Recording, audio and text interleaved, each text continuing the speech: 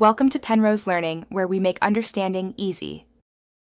It's super annoying when your PlayStation 5 shows online status unavailable, especially when you're ready to game with friends. This common message often means there's a small problem preventing your console from connecting properly to the internet or PlayStation network.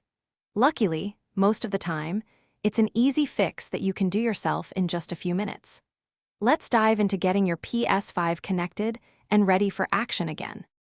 First things first, let's confirm your internet connection is stable. A quick router reboot can often work wonders, so try unplugging your Wi-Fi router for about 60 seconds, then plug it back in. While you wait for it to restart, double-check that your PlayStation 5 is correctly connected to your network, either wirelessly or with a secure Ethernet cable.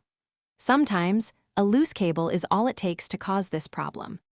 Before moving on, it's smart to quickly check the official PlayStation Network status page. Sometimes, the issue isn't on your end, but with the PSN servers themselves. If all looks good there, consider changing your console's DNS settings.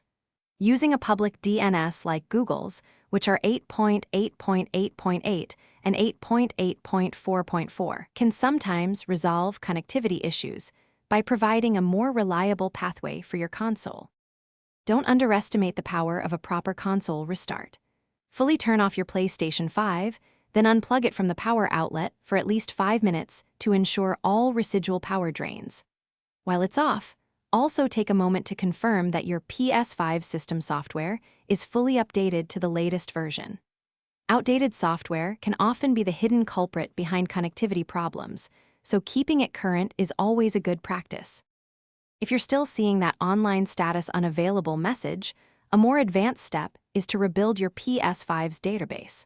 This option is available in safe mode and reorganizes the system files, often fixing underlying software conflicts without deleting any of your games or saved data.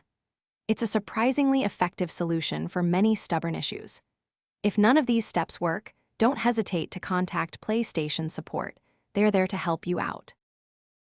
Thanks for watching. If this was helpful, leave a like and consider subscribing. See you next time.